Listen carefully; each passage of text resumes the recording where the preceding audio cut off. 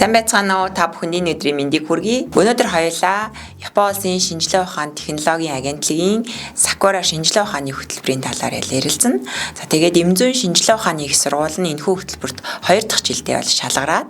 За тэгээд бид 2025 оны 12 сард Японы улсын Нагасаки олон улсын их сургуульд энэхүү хөтөлбөр маань амжилттай хэрэгжсэн байгаа. Энэхүү хөтөлбөрт маань Монс Улаанбаатар компани Мойлими сангийн эрхлэгч Эмзэн ухааны магистр Мөнхзэя маань бас хамрагдаад ирсэн байгаа тийм. Энийг ярилцахаасаа өмнө өөрийгөө бас товчхон танилцуулъя тийм. Та бүхэндээ энэ өдрийн мэндийг хүргэе. Намайг Мөнхзэя гэдэг.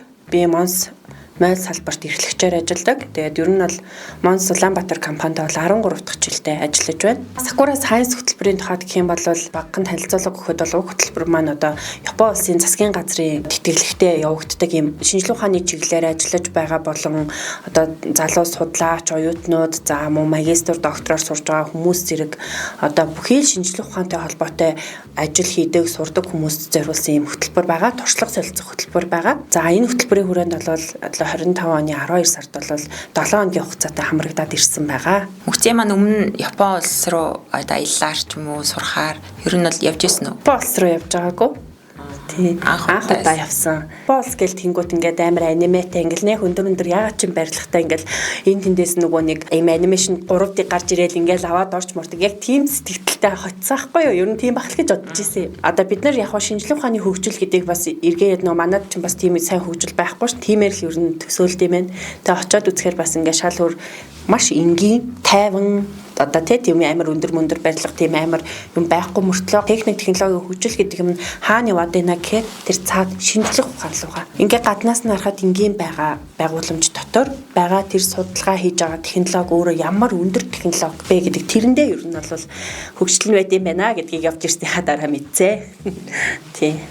Манай Мөнхзэя энэ удаагийн хөтөлбөрөөр аль сургууль руу явлаа? Гоко хотод байрладаг Нагасаки олон улсын сургуульд хамрагдсан байгаа. Энэ сургууль маань бол 5 чиглэлээр одоо оюутан бэлтгэдэг. Энийх нь нэг чиглэл нь бол Эмзэн чиглэлээр оюутнууд бэлтгэдэг ийм сургууль байсан. Олон улсын их сургууль гэдэг утгаараа олон орны иргэдүүд бас байсан. Тухайн сургуулиас ч юм уу эсвэл Японы улсаас ер нь ингээд хамгийн анх удаа очсон болохоор бүр ингээд гайхажсэн те. Ингээд бүр ингээд бүр шоконд орохоор ч юм уу тийм гайхсан зүйл ээ. Бүр шоконд орохоор уу?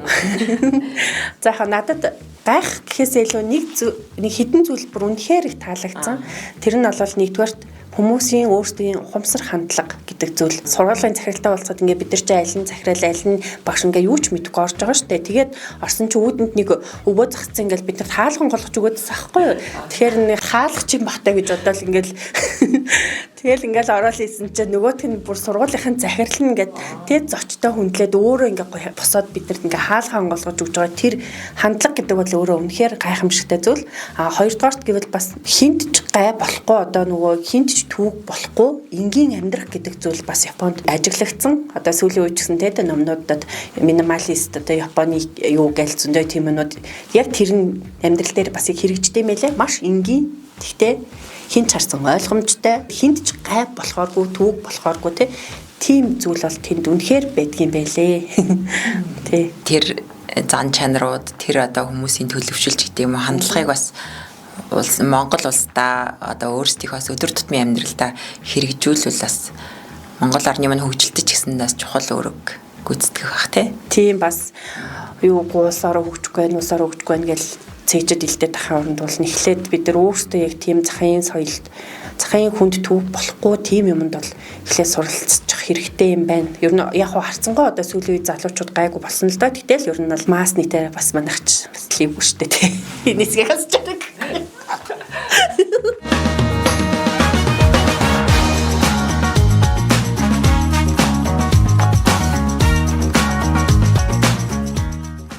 Одоо 7 хоногийн хугацаатай хамрагдсан гэдгийгсэн шүү дээ. Тэгэхээр энэ 7 хоногийн хугацаанд ер нь бол юу хийж яг ямар ер нь агуулга нь юу гэдэг юм бэ? Энэ талаараас уг хөтөлбөр маань бол төрөнд орцсончлол нөгөө шинжилгээ ухаанчдыг илүү дэмжих, мэдээлэл туршлага солилцох гэдэг. Яг тэр утгаараа одоо энэ хөтөлбөрт маань бол тухайн сургуультай танилцах, лабораторитой танилцах, одоо туршилт судалгаа хийж байгаа тэр хүмүүсийн туршилт судалгаантай танилцах, гар бие оролцох гэсэн үндсэн чиглэлүүдтэй байсан. Одоо манайхаар бол аймгийн сургууль агаахгүй тэгтэл тэрэн дотроо ингээ бүх ургамлаа тармилжуулсан, ингээ багаж төхөөрөмж нь ямар мундаг юм. Нэг дор ингээ 120 оюутан туршилт хийхээр оронгууд хинч одоо надад тэрийгээ өгч энийгээ өгч гэх юм байхгүй ингээд пирк гэж ороод ингээд бүгдээрээ гой туршилт судалгаа хийгээл ингээд гараад ирэх ч юм уу хангамж одоо тэр сургах байдал нь бол бас их гоёсэн. За бид нар бол тэр туршилт судалгаануудад нь оролцсон байгаа. Дэлхийд дээр зөндөө олон мянган ургамал байгаа. Тэг ихэнх нь судлагдсан байгаа шүү дээ.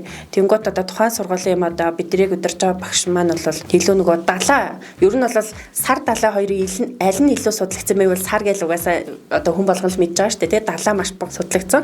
Тэр утгаараа бол одоо далайн одоо биетүүдээс ямар нэгэн шинжлэх ухаан, хүний эрүүл мэндэд ашигтай зүйл одоо нээж илрүүлэх тэр чиглэл бол манай бидний очсон сургууль ер нь бол барьж судалгаа хийдэм байлээ. Одоо далайн судалгаа гэх юм уу тийм судалгаа хийдэм байлээ. За тэгээд тэр бүх зүйлүүдтэй нь бол бид нар нэг бүрчлэн танилцаад эрүүн болтрох үедээ болтраад хичээлд оролцож явах явцад бол за би бол жишээлбэл 13 жилийн өмнө оюутан байсан. 13 жилийн өмнө оюутан байх үед бол бас жоох эвгүй оюутан байлаа. Одоо янз бүрийн химийн хичээлдээ ч юм уу бидний ч нөгөө баг болоход өгчдөг. Тэгэл ингээл дундаа юм хийдэг байсан шүү дээ. Бид нар чинь одоо нөгөө нэг багж төхөөрөмж мөн дундаа. Тэгээд надаа уусаа олдохгүй болохоор харж харж байгаа л нэг тэрвэрхэн дэндээ тойрс хийж явж байгаа л ингээл хичээлээ тооцоолдог байсан байгаа байхгүй юу. Одоо тахад айгүй тэнэг байсан байгаа байхгүй юу. За тэнгууд Японд бол тийм байхгүй. Японд яаж исэн бэ гэхлээр яг хуу баг болчин тэнгүүтээ оюутан болгонд өнгө тооцоолохдоо өөрийнхөө нөгөө туршилт хийсэн юм ялц нөгөө шохоотой цаасан дээр яг үр дүн яаж гарсан бэ тэрийгэ барьж очоод асуугдаад ингээд дөнгө тооцоолт юм билээ. За тэгээд жишээлбэл бол нэг хичээл ганцхан дангаараа орохгүй хичээлүүд хоорондоо маш уялдаа холбоотой орж байгаа байхгүй юу. Нэг оюутанд ингээд эмийн жорыг хүчлээ гэж байна. Тэнгүүд тухайн оюутан тэр жороо авч яваад минутаа эхлүүлээд найруулах юм байх юм бол эмээ бэлтэн. Нэг 5 минут ч юм ингээд минут авчт юм билээ. За энэ эмээ бэлтэнэ. Найруулахааргүй зүгээр савлаж өгөх юм байх юм бол яг тэнд байгаа тэр яг ингээд эмчичгийн эмийн сан шиг үүсгэсэн. Тэгээ тэрэндээ яг ингээд найрлах хийдэг эмийн сан шиг үүсгэсэн байгаа байхгүй тэр ингээд 120 оюутны хаяун дээр. Тэнгүүд оюутан жороо аваад нэмээ хугацаанд нь бэлдээд өөр юм байх юм бол тэрийг нь яг уух хоногоор ингээд савл ингээд бэлдэж өгөөд за тэр нэг тодорхой хугацаа орно тэгэнгүүт тэрийгэ барьж очоод багш дээр очоод тухайн амны хэрэглэх заалт одоо эмийн гаж нөлөө ийм хоолтой хэрэглэж болно болохгүй те эмийн харилцан нөлөөл яг л нөгөө хэрэглэгчд одоо эмийн сан дээр ажиллаж байгаа эмийн мэрэгчлэлд яаж зөвлөгөө өгдөг тэр бүхнийгээ нэг дор ингээд цогцлогоод хийчихэж байгаа гэсэн. Өөрөөр хэлбэл тэнд эмийн сангийн технологийн хичээл явагдчихж байгаа. Бүртгэл тооцоо буюу нөгөө пассворд хөтөлтэй бүртгэл тооцоо зохион байгуулалт ингээд 3 хичээлийг бацчихж байгаа. Өөр нэг хичээл дээр яасан бэ гэхлээр бид нар нөгөө нэг им одоо найруулах бэлтгэх байсан байхгүй юу. Одоо ерөнхийдөө эмийн сангийн технологийн хичээл дангаараа тэнгуү тэр хичээлийг бас яаж бодож байна гэхээр одоо тэр том зааланд бүх хэрэглэгдэх түүхийд багаж төхөөрөмж бүх юмнуудыг ингээд тавьчихна. Ер нь бол бид нар нөгөө гардын шалгалт өгөхдөө яг нэг тэгэж явдаг та яг тэрэн шиг тийм гардын шалгалт шиг байдлаар хичээлээ өдөр тутамдаа хийж исэн. Одоо тий за ингээд нөгөө ажиллагаа юмны өгчөнгүүд очоод түүхийдээ латин нэрлэлээр нь таниад авч байгаа. За нөгөөдгөө жинлэх бүтцээс нь одоо шалтгаалаад нундаглах одоо тий хуваах шигших гэх тэр бүхнүүдийг нь хийчээд тэнгүүтээ тэрэгээрээ ирээд одоо хандмал чанмал идэшмэл тосон түрхэц тий тухайн шаардлагатай юмнууд ингээ бэлтгэж байгаа. Бэлтгэснийхаа дараа тэрийгэ шалгана. Яг ингээ шалгах хэсгүүдээр бүгдийг шалгаад зөв болж уу, буруу болж уу, одоо тооны тодорхойлолтод хүрж үү, тэ таних хурал үнэхээр энэ дотор энэ юм байц байна уу гэх тэр бүгдийг ингээ хийн янз бүрийн гоё химийн аргуудыг ашиглаа. За ингэж хийж дуусны дараа нөгөө бэлтгэсэн имээ өөртөө уучдаг. Тэгэхээр хүн уух юм тэнд хичээл дээрээ шууд бэлдэж гинэ л гэсэн үг. Ингээд бүх нөгөө туршилт юмнуудаа хараад үр дүнгийг хараад үнэхээр энэ юм байц байна. Бид нар ханиадны юм болон тосон түрхэж бэлтгэсэн. Тэгээд яг оюутнууд маань бол нөгөө нэг одоо тэр тэ шинжилгээний үр дүнд гарсан юмтайгаа цуг асуугдгаад ингээд үлддэг. Тэгээ өдөр болгон тэгэж дүнгээ авдаг. Энэ нэргээд баг сурхаас өрөнгө аргагүй болгоцсон байгаа байхгүй юу. Надад тэр судалгаа хийсэн юм маань байхгүй би дүнгээ авч чадахгүй нь шүү дээ. Тий. Тэр бас их гоёсаа. Тэгээд одоо 120 оюутанд зэрэг тэр нэг дадлагын хичээлийг ордог гэдэг чинь тий.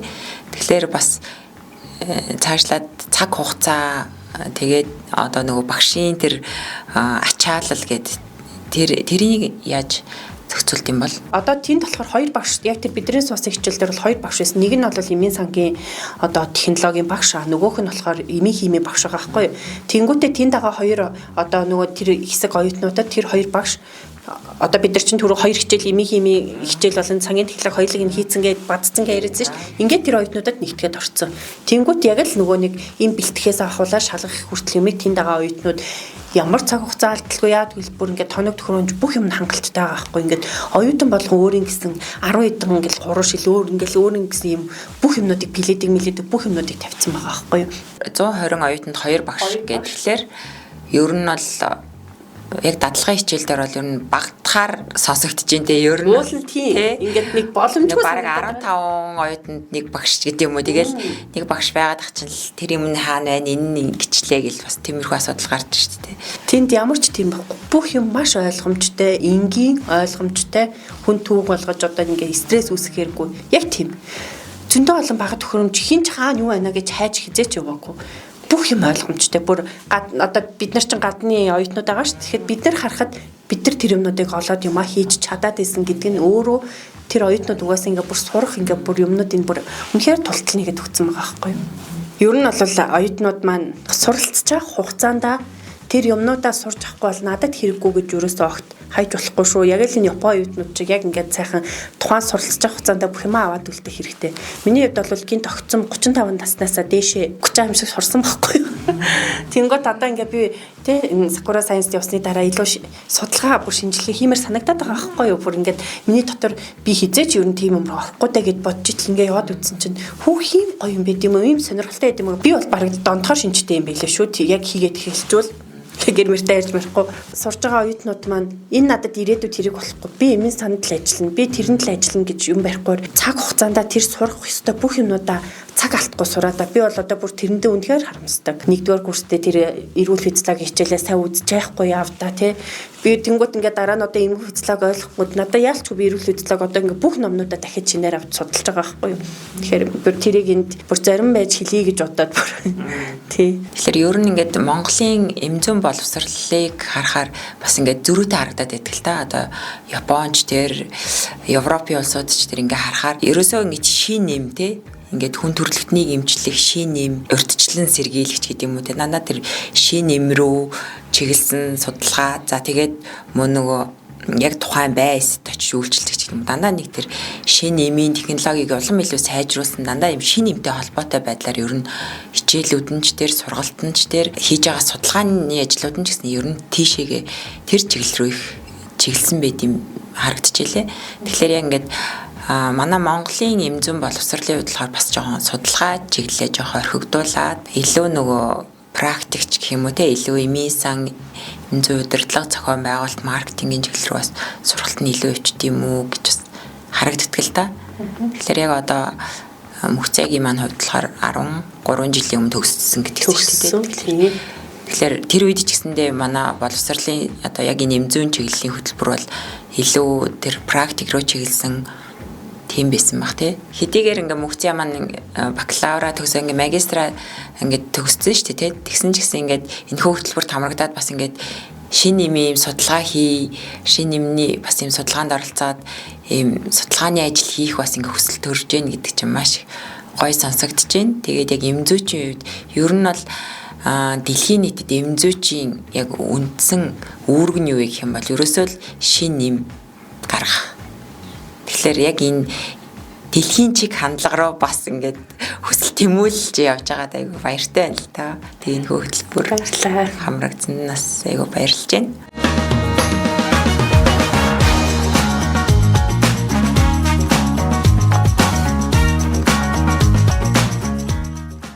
Одоо ингээд энэ хөтөлбөрт ер нь хамрагдахад гол үндсэн шалгуур нь ч гэдэг юм уу те. Ер нь яг ер нь энэ шалгуур шаардлага. За яг Sakura Science-ийн хувьд бол одоо засгийн газраас нь бүх зардал бүх юмд гарч байгаа учраас тэр шаардлагуудыг бол Япон улсын засгийн газараас тавиад сонгож шалгаруулахдаа ч гэсэндээ ер нь бол тэндээсээ Япон улсын засгийн газараасаа сонгож өгдөг. За энд бол насны хувьд бол яг энэ Sakura Science хөтөлбөрийн хувьд бол 40 хүртэлх насны. За тэгээд мэргэжлэрээ нэг тодорхой хугацаанд ажиллажчихсан. За тэгээд шинжлэх ухааны чиглэлээр одоо суралцдаг, одоо бакалавр, магистр, доктороор суралцдаг ямар тийм судалгаа шинжилгээний холбогдлолтой ажил хийдэг, за эсвэл багш тийм хүмүүс маань бол бүгдээрээ хамрагдах боломжтой юм хөтөлбөр байсан. Англи хэлтэй болчих юм бол бас эргээгээд иймэрхүү гоё хөтөлбөрүүд тэтгэлгүүд бас зөндөө байд юм бэлээ. Ташимд хэлэхэд бас фармацист клубын одоо фейсбુક дээр бол англи хэлний хичээл тогтмол орж байгаа. Мэргэжлийн англи хэлний хичээл тэгээд бас далимдуулаад хэлчихэд тэрийгээ бас үзэж судлаараа. Ер нь бол бид нэр ингээл 1000 хэл чухал гэл ингээл яриад идэв мөртлөө ингээд талхам хийдгүү яваа л идэг те. Ингээд нэг барьж авахгүй. Тэгэхээр ер нь бол би одоо бол манай ажил дээр дандаа л 99-2000 гэж жоох хүүхдүүд идэг байхгүй. Та нар одоо хэл сураад өгөөч. Та нар намайг хараач ингээд юу ч авчид ингээд явж штэ та нар суралтай гэж би ч одоо бараг сурахгүй бол хөөншүүл гэх нь л холгүй юм л ярьцэн явж идэг болсон. Тэгээд үнэхээр харамсдаг. Ер нь бол энэ 30 хүртэл 40 хүртэл наснда тэ энэ хэл сураагуудаас амар харамсдаг. Хувь хүн ерөөсөө одоо энэ юун дээр аплай хийх боломжгүй. Заавал нөгөө сургуулаар дамжиж угаасаа нөгөө нэг материал явуулах хэрэгтэй юм байлээ. Тэгэхээр ер нь бол манай одоо хэмжүүн шинжилгээ ухааны их сургууль ер нь ажиглаад хахад бусад сургуулиудыг ижил төстэй үйл ажиллагаа болдог бус сургуулиудыг бодвол илүү гадаад харилцаа тал руугаа ер нь сүүлийн бараг нэг миний анзаараад байгаа 3-4 жил ингээ нэлээд одоо хүмүүсээ гадны улс орнд дадлага, туршлага, судлуулах тийм юм руу бүр ажил бол нэлээд хийгдэж байгаа. Ер нь харагдаад байгаа. Намайг оюутан байхад бол манай сургуулийн багш нарлаа гадны улс орнд одоо тэр юу айлаа гэж бол би дуулж байгаагүй. Сүүлийн 5 жил бол бүр яг энэ талаараас айгүй гоё болж байгаа юм шиг санагцсан. Хэлгүй яхав. Тэгэхээр ер нь бол одоо аливаа хөгжил бол бас үе шатаараа бас үргэлж дээшээ хөгжиж байдаг тий. Тэгэхээр энэ бас манай сургуулийн ч гэсэндээ бас энэ хөгжлийн бас нэг хэсэг нь болохоос яалтчгүй гадаад харилцаа манаас өргөжж хөгжиж байгаа. Тэгээ тэрнийхээ хүрээнд бас төгсөгчд болон сурж байгаа оюутнууд, ажиллаж байгаа багш ажилтнуудаа ч гэсэндээ ер нь гадаад дотооддоо мэрэгжлийн дээшлүүлэгч байт юм уу те нөгөө 1000 сонсохоор нэг үз гэл нэг сайхан угаарс те хичнээн ингээ 1000 өчнөө сонсоол тийм байдаг гинэ нэг тэнд нэг тийм гой багаж байдаг гин энд нэг ийм тэнд нэг тэгээд нэг туршилтаа хийдэг гин ч гэдэг юм уу хичнээн тийм сонсон ч гэсэндээ очоод үзэх бас нэг өөр бас мэдрэмж өөр сэтгэл бас төрнө. Яг тухайд үзээ явж хаад хөөх гэл ангаагаа явж байгаа мөртлөө угаасаа яг багш хэлжсэн л та нарыг одоо яг харахад ингээд нэг тодорхой хэмжээнд үзэл бодолч арай өөрчлөгдсөн байна. Тэгээд тэгсэн байгаа хгүй би бас ер нь бол судалгаа хийхгүй за би судалгаа хийсэн ч яг байсан ч яг дээл байсан ч одоо ерөөсөө судалгаа хэмээрэн гээл одоо нөгөө би танаас нөгөө би судалгааг дангарна гээл ямар байна ормоор байна гээл нэг эхэлж байгаа байхгүй юу. Тийм тэгтэл яг ингээ миний цаад өөрийн маань ухамсарт ингээд юу хөөх ийм гоё юм байд юм биш үү ийм байд юм биш үү ингээд дандаа зөвхөн хайрцаглагдаад байхгүй дандаа л би ингээд жор хэрэг чигээд байхгүй тэгээ өөр чиглэл би бүр тэр багшаар ажиллах тухай хүртэл толгойд орж ирсэн гэж бод. Тий.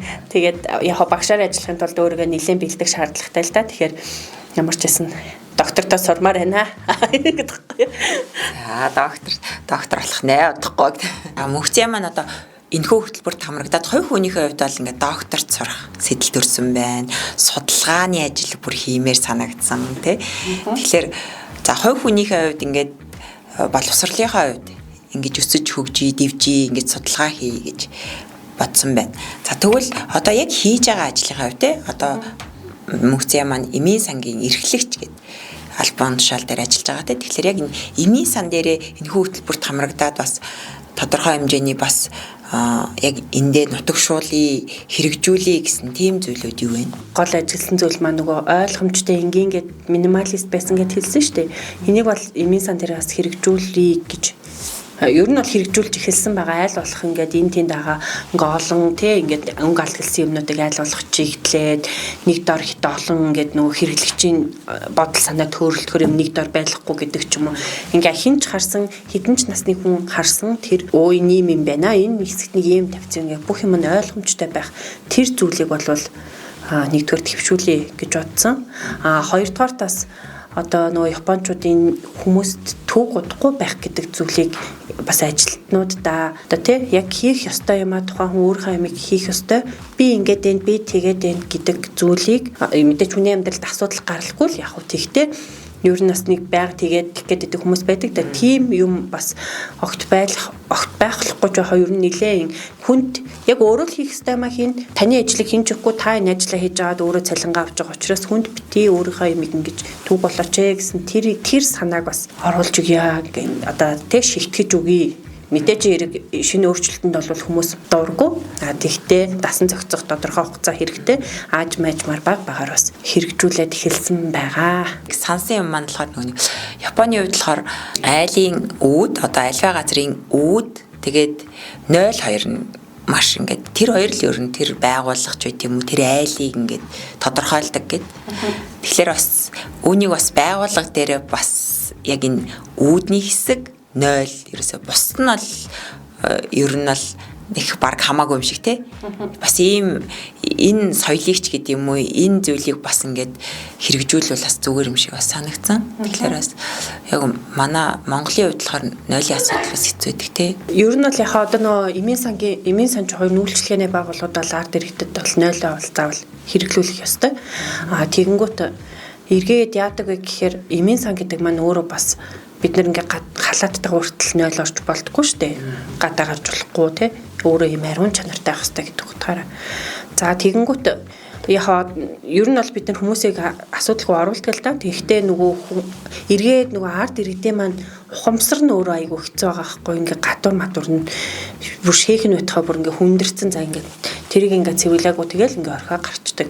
Тэрэн дээр дараагийн жоохон хүүхд орж ирээ дайж би засах уу гэдэг ямиг огт бодохгүй. 0 дээр ингээ тэр чинь хүний анхдагч хэрэгцээ байхгүй тий анхдагч хэрэгцээ штэ би засах чи тэгтэл тэр ингээ угаасаа ингээ яг гоо ингээ хаа сайгүй төлбөрхөө тэнгүүтээ бүр дотроо тий ингээ цаас мас бүх юмнуудыг тавиад өгцөө. За манай тэгээд нийтийн 0 дээр цаас тавьчих юм бол глобал дуусна штэ.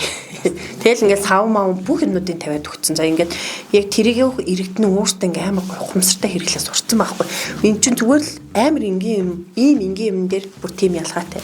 Тийм. Гэтэ яг хоо мэдээж нэрийг тэгээд та нартай муухаардаг гэж бид нар төлөвлөгөө оруулахгүй гэж байж чадахгүй шүү дээ. Тэгэл яалтчгүй л оруулаад өөрсдөө зөвлөл 0 нь л үнгүй. Үнгүй бүх газрын үнгүй. Байх ёстой уул нь бол ялангуяа эмийн сангууд одоо манай салбар дээр бол тэгэж 0-200 төгрөг гэж хэлэх бол ямар ч тийм хизээч байхгүй. Бас нэг зүйл бас яриан дундаас насой гэд ботчлаа л доо. Японы хувьд болохоор одоо соёлын хувьд ч гэдэг юм уу те байгуулгын соёл гэж бас нэг том зүйл байгаа те. Тэгэхээр Япон байгуулгын соёл нь бол ерөнхийдөө бол тухайн ажилтны ингээд ажил авлаа те.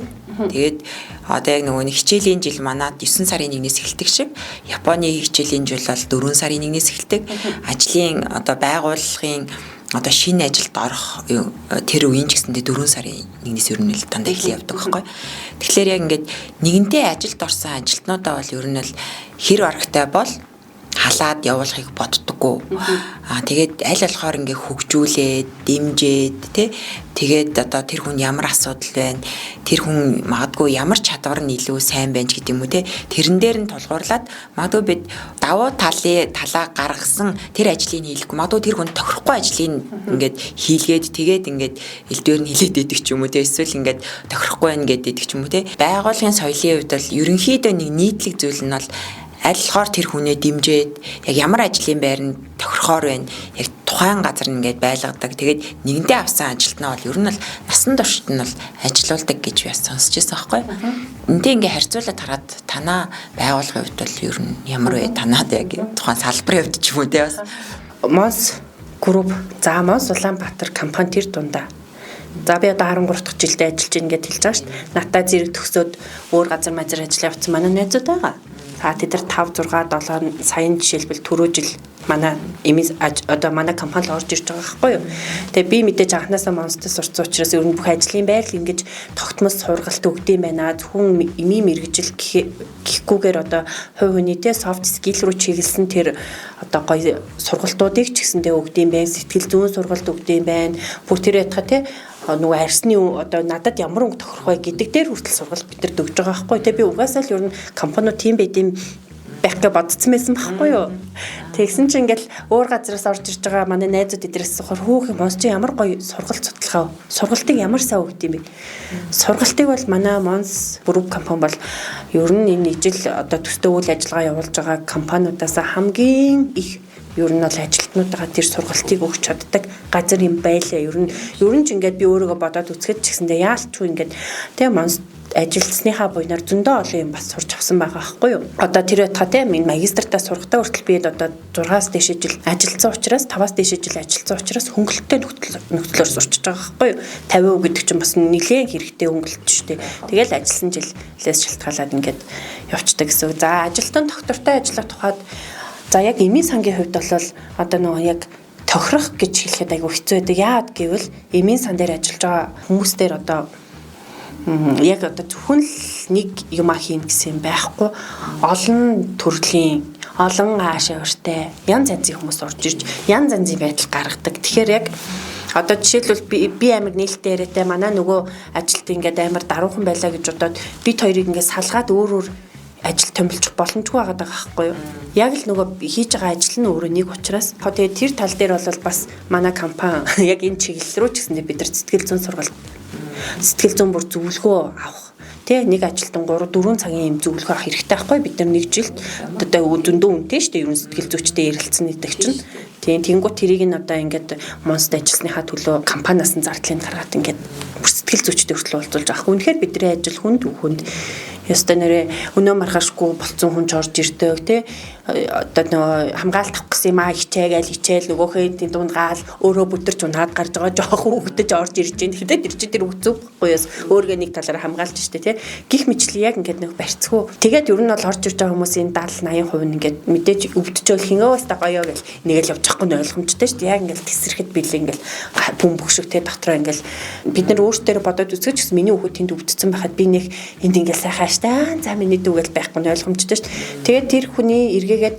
одоо нэг бараа асуухад байхгүй гэж хэлэх жоохон өнгөний тооноо өөр авахд л тэр хүнд загинж байгаа юм шиг мэдрэмж орж ирээд ингээд нөгөө хүмүүс рүү чи ингээд асуудал гаргаа авчдаг. Тэгэхээр яг эмийн сан дээр ажиллаж байгаа хүмүүсийн хувьд бол яг нөгөө тохирох юу гэдэг нь бас жоохон хэцүү.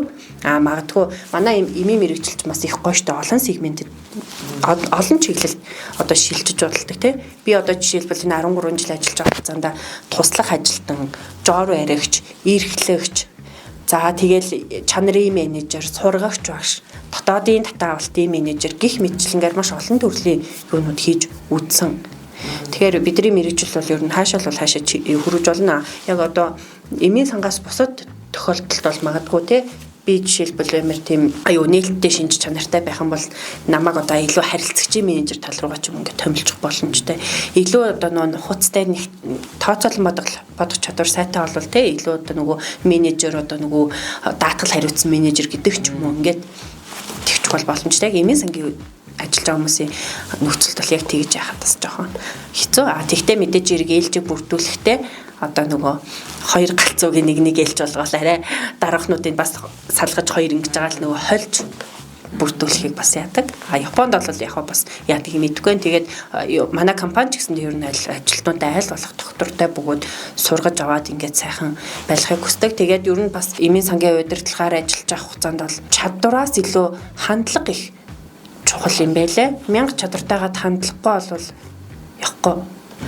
Харин жохон сулхан байж байгаад хандлагатай ороод ирэх юм бол бүр сурч мэдээ гэсэн хандлагатай ингээд цаанаасаа л ингээд хүнтэй ингээд ойлголцох чадвартай хандлагатай хүүхдүүд орж ир тэр хүүхдүүдэд харин зааж сургаад явхад 5-10 жилийн дараах хүүхдүүд шал өөр бас тийм байт юм байлаа.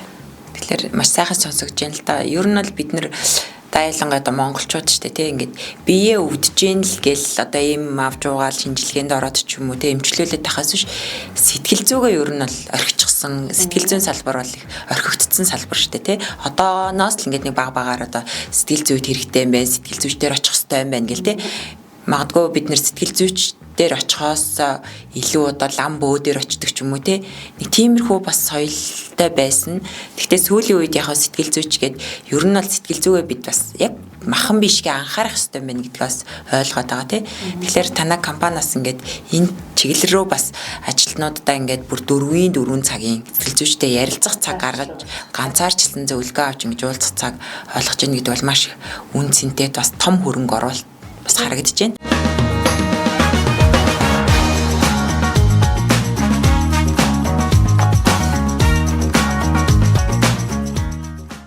Мөхцөө маань одоо яагаад ер нь имзүүч болвоо? Ер нь яагаад имзүүч болсон? Тэр ер нь имзүүч мэрэгжлийн үн цэн юу юм? Одоо мэрэгжилдээ бас мэдээж дуртай бах те. Тэгэхээр энэ талаараа бас хоёулаа ярилцъя те. Ер нь ихэнх ингээл найзуудаасаа ч юм уу бид нар ингээл оюутан болол чистэ имзүүч болоё гэж болсон болсноо гэл мэдээж хоорондоо ярина шүү дээ оюутнууд. За бараг яг үнийг хэлэхэд бол эхний ээлжиндээ бол нэг 70% нь 11 дугаар ангидаад мэрэгжил сонгох үедээ л имзүүч мэрэгжил байдаг гэдгийг одоо миний үе ч одоо бол өөр болсон байгаа шүү дээ. За тэгэнгүүт ингээ ихэнх нь те имзүүч гэдэг мэргэжлийг сүүл рүүгээ мэддэг болсон. Одоо мэргэжил сонгохдоо аав ээж сонгож өгсөн гэдэг. За би ч гэсэндээ яг үнийг хэлэхэд яг л тийм байсан. 11 дугаар ангийнхаа эхний семестр дуустал би өөрийгөө тийм урдлаг, уран сайхан одоо зурагч юм уу, архитектор ч юм уу, дизайнер ч юм уу тийм чиглэлээр ер нь сурыг гэж бодож явсан. Тэгэл бодож явсан чинь манай гэр хинчээстэй чи юу яриад байгаа юм чи өстө нэрэ чи зураг дуртай чинь тэндэл байгаа чи бол тэгж амжилтанд хүрэхээр авьяастай хүн биш гэт намайг нам унтраач гэт. Тэгэл би үгүй би сурна мурна гэт намайг төлбөр өөрөө олгээд яг тэгтээ ингээл нөгөө миний л сайн сайхны төлөөл юм л да одоо бодоод байхад мэдээж хэрэг манай хүүхд жишээлбэл жүжигчин болъё би болохгүй гэж үзсэн. За яг тэр шиг юм болсон байгаа байхгүй. За тэгэл сурлаа. Яг 3 дахь курсээсээ мэргэжлийн хичээл ороод ирсэн чинь ямар гоё гэж сонирхолтой болж эхлээд. За 4-төө бүр сонирхолтой болчихоо. 5-таа би бүр 5 төгсөхдөө олимпиад эдэрт ордог болчихсон шүү дээ. Эм судлалын олимпиадад ороод 2 дахь байр эзэлчихлээ. Ажлын байран дээр гарсан чинь би өөрөө бас нөгөө хүмүүстэй харилцах дуртай төрлийн хүн гэдгээ яг ингээд хүмүүс ороод ирэнгүүт мэдж байгаа байхгүй юу. Тэгээд л ажиллаа хийж гисэн чи ер нь энэ ажил маань их таалагдсан. Яг яагаад таалагдсан бэ гэхээр би одоо эмийн сан дээр зөндөө удаа ажилласан учраас яг тэрүүгээрээ л бодож ярьж байгаа. Магадгүй өөр одоо тий судлаа шинжилгээнд дээр ажилладаг хүмүүсийн үн цэн бас нэг өөр байдлаар орж ирэх бах. А миний хувьд яг надаа энэ имзүүч мэргэжлийн маань үн цэнийг хамгийн гоё мэдрүүлсэн юм юу байдаг вэ гэхлээр одоо хэрэглэгч орж ирлээ тийм үү эмчтэр очиод болохгүй байна гэдэг ч юм уу эсвэл эмчтэр очихоос өмнө ер нь бол хамгийн ихэнд ер нь ихэнх хүмүүс төрүүлж эмийн санал орж ирдэ штэ. За тэгээ орж ирэнгүүт надаас эмийн зөвлөгөө авна те би жоргүй юмнуудаас боломжит юмнуудаас зөвлөнө. Ингээд зөвлөөд тэр эмийг уугаад 7 хоногийн дараа тэр хүн 10 хоногийн дараа ч юм уу идгээд хурж ирээд нөгөө эмий чинь уусан чинь миний дүү хичээх нь хин ингээ ийм гоё болцсон. Өстой их баярлаа гэд яг тэр хүнд хэрэгтэй зөвлөгөөг нөгөө тэр хүнийг идгээд тэр хүн ханамжтай болсон байдлыг харах нь надад бүр үнэхээр гоё. Яа энэ мэрэгжил үнэхээр гоё исэн байна гэсэн одоо миний хувьд яг тэр үед надад тийм мэдрэмж төржсэн. Ер нь одоо ч гэсэндээ тэгдэг те маш сайхан зөвлөгөөг сэтгэлээсээ өгөөд гаргахад тэр хүмүүсийн ямар их баярлж байгаа тийм юм ингээд мэдрэгддэг байхгүй бүр ингээд үнэхээр баярлж байгаа. Магадгүй би судалгааны чиглэлээс нь бол нөгөө шинэ юм зохион бүтээ тэр маань ингээд амар гоё үр дүнтэй болвол тэрэн дээр магадгүй миний үнц нь орж ирнэ те. Яг би одоо бол талтааны салбарт те эмийн санд ажиллаж байгаа жижиглэн дээр ажиллаж байгаа учраас миний мэргэжлийн үнцэд манайс надад энэ дээр ингээд амар гоё орж ирнэ.